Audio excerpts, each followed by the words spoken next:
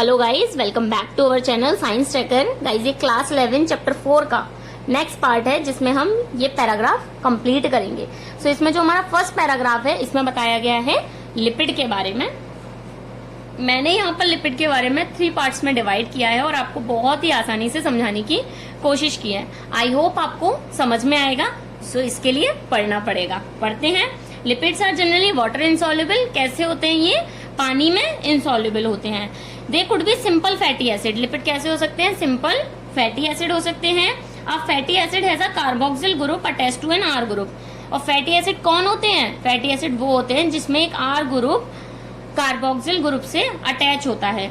अब यहाँ पर आर क्या है?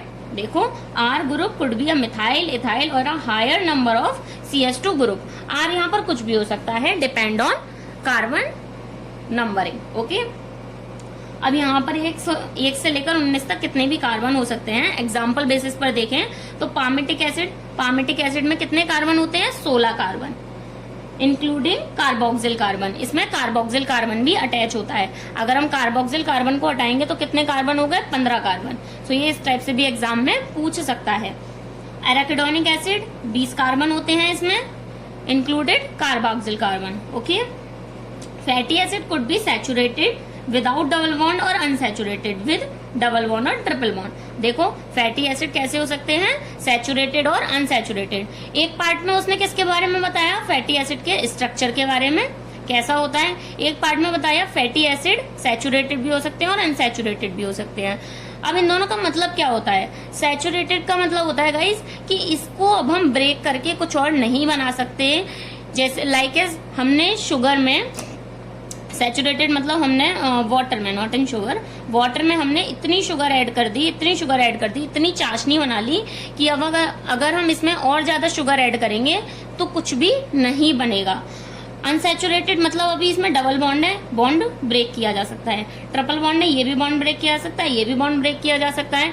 तो इसका मतलब क्या होता है? इसमें हमने अभी पानी में चीनी मिलाई है, अभी हम और शुगर ऐड करेंगे, मतलब हम इसमें तब तक कंपाउंड को ऐड करते जाएंगे, तब तक ऐड करते जाएंगे जब तक ये सिंगल बॉन्ड नहीं हो जाता। मतलब इसको इतना एग्जॉस्ट कर देंगे कि ये भी जब तक सैचुरेट नहीं हो जाएगा कि भाई काफी है, अब मैं कुछ भी अपने अंदर नहीं मिलाना चाहता, तब तक हम अनसैचुरेटेड को सैचुरेटेड बना सकते हैं। ओके, सैचुरेटेड का आप एक अनदर वर्ड यूज कर सकते हो ऐसे कि एग्जॉस्ट, कि भाई मैं इतना एग्जॉस्ट हो चुका हूँ, मतलब मुझे इतना तोड़ा गया कि मैं स्टेबल हो गया, सिंगल बॉन्ड आ गया, मतलब अब और ज्यादा इसे ब्रेक डाउन नहीं किया जा सकता साफ भाषा में। ओके, तो ये हो गया पूरा हमारा लिपिड का फैटी एसिड के बारे में। अब बोल रहे हैं अनदर सिंपल लिपिड क्या है? ग्लिसरॉल है। अनदर सिंपल लिपिड ग्लिसरॉल है which is trihydroxy propane. Glycerol का एक और नाम बता दिया है, trihydroxy propane. Many lipid have both glycerol and fatty acid. बोल रहे हैं बहुत सारे लिपिड ऐसे होते हैं जिनमें ग्लिसरॉल भी होता है और फैटी एसिड भी होते हैं। So here fatty acid are found esterified with glycerol. कुछ ऐसे फैटी एसिड हैं जो कि ग्लिसरॉल के साथ मिलकर बनाए गए हैं। वो क्या हैं? These are also they can be monoglyceride, diglyceride and triglyceride. Example बता दिए, ये इतने हो सकते हैं। एंड इसमें कुछ और भी आते हैं। These are also called fat and oils fat and oils based on melting point. इनके मेल्टिंग पॉइंट के बेसिस पर हम बताएंगे कि ये ऑयल है या फैट है। ऑयल है लोअर मेल्टिंग पॉइंट। ऑयल कौन होते हैं? जिनका मेल्टिंग पॉइंट लो होता है।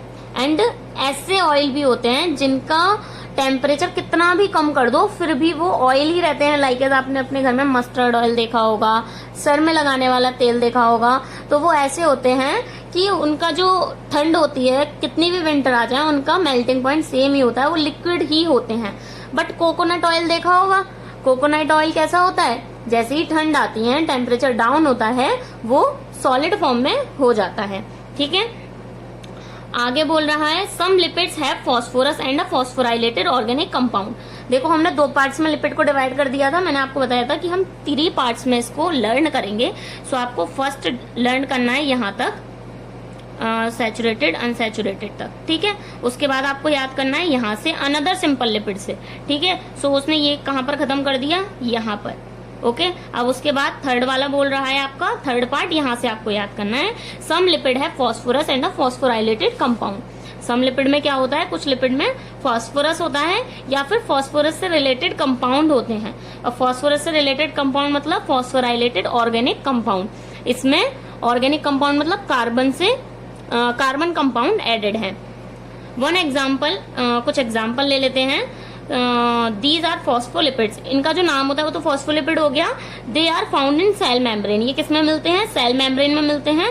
एग्जाम्पल लेसिथिन, लेसिथिन एक सेल है, इसमें क्या मिलते हैं, फॉस्फोलिपिड्स मिलते हैं। एंड अदर किसमें मिलते हैं, सेल में भी मिलते हैं, ये टिश्यू में भी मिलते हैं।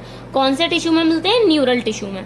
न्यूरल टिश्यू है lipid with more complex structure, इसका जो स्ट्रक्चर कैसा होता है, कॉम्प्लेक्स होता है। ओके अब देखो आगे ये क्लियरिफाई कर रहा है इस पैराग्राफ को, और बहुत ही आसान है ये वाला पैराग्राफ तो guys. Living organism have a number of carbon compound in which heterocyclic ring can be found. Living organism में क्या होते हैं, कार्बन कंपाउंड होते हैं। एंड कार्बन कंपाउंड जो है वो कैसे हैं, हेट्रोसाइक्लिक रिंग से बने हुए, हेट्रोसाइक्लिक रिंग। ठीक है, तो हेट्रोसाइक्लिक रिंग ओनली ये नहीं होती, हेट्रोसाइक्लिक रिंग वो होती है एक तो साइक्लिक रिंग और जिसके साथ एक अदर हमारा अदर एलिमेंट भी एडेड होता है, लाइक इज नाइट्रोजन ऐड हो सकता है या फिर और क्या ऐड हो सकता है, सल्फर ऐड हो सकता है, ऐसी होती है heterocyclic ring. Okay so some of these are nitrogenous basis.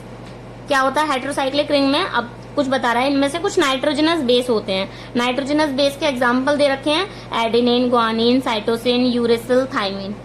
When found attached to a sugar, अब बोल रहा है जब ये नाइट्रोजनस बेस शुगर से अटैच्ड होते हैं तब इन्हें हम न्यूक्लियोटाइड कहते हैं, सॉरी न्यूक्लियोसाइड कहते हैं। ऊपर देखो न्यूक्लियोसाइड। सबसे पहले क्या थे ये नाइट्रोजनस बेसिस, उसके बाद क्या होगा ये न्यूक्लियोसाइड जब ये शुगर से ऐड हुए। अब बोल रहा है इनके न्यूक्लियोसाइड के नाम हो गए ये। अब उसके बाद बोल रहा है अगर इसके साथ फॉस्फेट ग्रुप भी अटैच होता है तो हम इसे क्या कहते हैं, न्यूक्लियोटाइड। ओके तीन नाम हो गए जो कि तीनों को बहुत आसानी से यहाँ पे मैंने क्लियरिफाई किया है, न्यूक्लियोसाइड और न्यूक्लियोटाइड। कब कब कहेंगे, ये जो है adenosine, guanosine, thymine, uridine and cytidine, ये सब क्या है, न्यूक्लियोसाइड है। एग्जाम्पल दे रखे हैं। उसके बाद बोल रहा है adenylic acid, thymidylic acid, guanylic acid, uridylic acid and cytidylic acid क्या है, ये सब न्यूक्लियोटाइड है। बोल रहा है nucleic acid like DNA, RNA consist of nucleotides only. इससे क्या बना, न्यूक्लियोसाइड, इससे क्या बना, न्यूक्लियोटाइड। अब बहुत सारे न्यूक्लियोटाइड आपस में मिलकर क्या बनाएंगे, नाइट्रोजनस बेस। और नाइट्रोजनस बेस क्या होते हैं, डीएनए और आरएनए। अब ये कैसे डिटरमाइन होगा, डीएनए और आरएनए, ये डिटरमाइन हो जाएगा हमारी शुगर कौन सी है, पेंटोज शुगर होगी तो हमारा डीएनए, राइबोज शुगर होगी तो हमारा आरएनए। जो शुगर यहाँ पर ऐड होगी वो वही टाइप का नाइट्रोजनस बेस बनेगा। और नाइट्रोजनस बेस क्या है हमारे, DNA, RNA, genetic material. I hope ये टॉपिक आपको समझ में आ गया होगा। सो आपको ये पैराग्राफ में पढ़ना है। इस पूरे पैराग्राफ के 3 पैराग्राफ बना लीजिएगा, उसके बाद आपका एक ये छोटू सा पैराग्राफ दे ही रखा है। इस पैराग्राफ को जब आप ऐसे पढ़ोगे ना, सो 100% डैम श्योर बता रही हूँ आपको ये समझ में आना है। ओके सो हम मिलते हैं अपने नेक्स्ट टॉपिक के साथ जिसमें हम पढ़ेंगे प्राइमरी एंड सेकेंडरी मेटाबोलाइट्स। सो अगर ये आपको पसंद आए तो लाइक जरूर करिएगा एंड मेरे चैनल को सब्सक्राइब भी जरूर करिएगा। Bye bye.